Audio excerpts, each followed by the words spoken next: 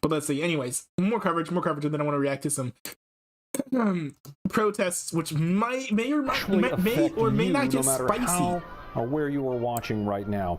13 states have these so-called trigger laws in place for this very circumstance of Roe being overturned, meaning laws that go into effect very quickly now to ban abortion, according to the abortion rights group, the Guttmacher Institute. For example, in Kentucky, Louisiana, and South Dakota, it happens immediately, meaning if you had an appointment this morning at 8 for this procedure, you could go through with it.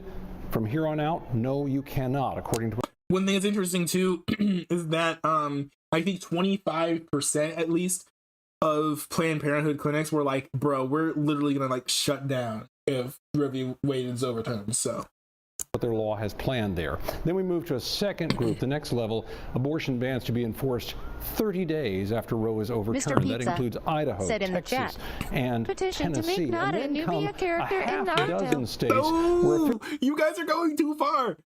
You're simping too hard for me. Stop. officials would need to certify their legislation is legally valid before their bans will kick in. That includes North Dakota, Wyoming. What about you makes me think that I would even make sense to be a character in Naruto?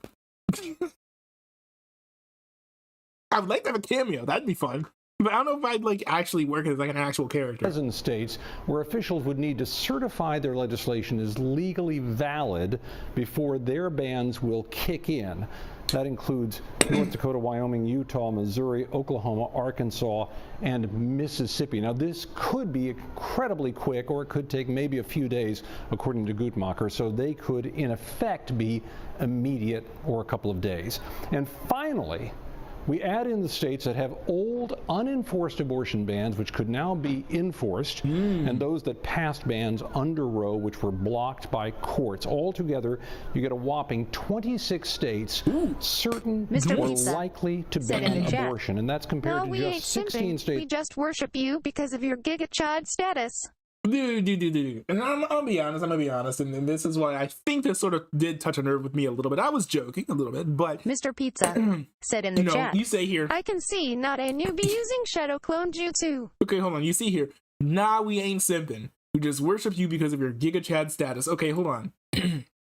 First of all, what is the difference between worshiping someone and simping? Like, is there like some like sort of like nuanced or like huge difference between the two behavioral patterns that I'm just not picking up?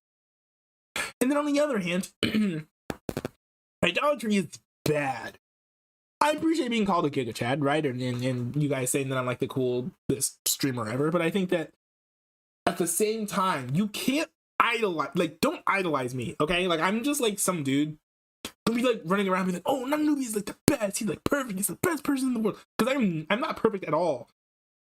And so like that's why they're gonna be. I love compliments, right?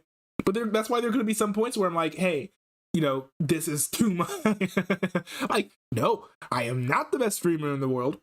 I do not deserve 1 million subscribers. Okay, this is why. Because like if I and this is one reason I'm saying this now is because if I foster a community. DJLL reacts said in the chat.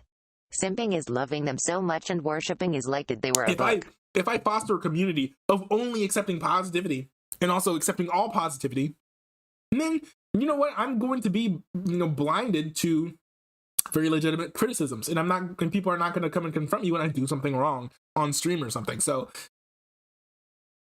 don't worship me, and I would definitely prefer if you guys didn't simp for me either. Which were blocked by courts. Altogether, you get a whopping 26 states certain or likely to ban abortion, and that's compared to just 16 states and D.C.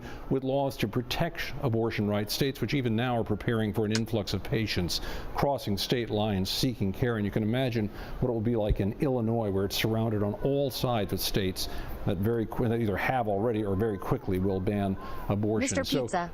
What said in is the chat. Severity of the... In my opinion, you'll always be my favorite streamer. You bring nothing but positivity and happiness to a lot of us. I appreciate that. You make us laugh. I appreciate that. And that sort of feedback and that sort of commentary and comments, I think are fine. They're perfectly fine. Like that's not idolatry. That you guys are not idolizing me. That's just like, you like me as a streamer. It's fine for me to be your favorite streamer, but I think that I am not the best streamer. You know, I just want to make sure, I want to temper you guys a little bit, okay? I like having fans. Having fans is fun, but at the same time, I think it's really important. Like I want fans, you know, not minions, okay? So yeah, don't worship me. Don't worship me. But you know, like my videos and subscribe to my YouTube channels and join my Discord. Either have already or very quickly will ban abortion. So what is the severity of these bans? What are we looking at here? Missouri has eyes on targeting even non-residents. If you were to pass through and conceive a child, they would continue on that with if you got an abortion elsewhere. So that's interesting. I was actually thinking in my head, like, are people going to create laws like that? If so, that sort of negates the fact that you can leave and have the abortion in a different state. I really wonder if that's going to hold up in the courts. That'll be interesting to see. Very severe, big steps out here that affect every community. Very, very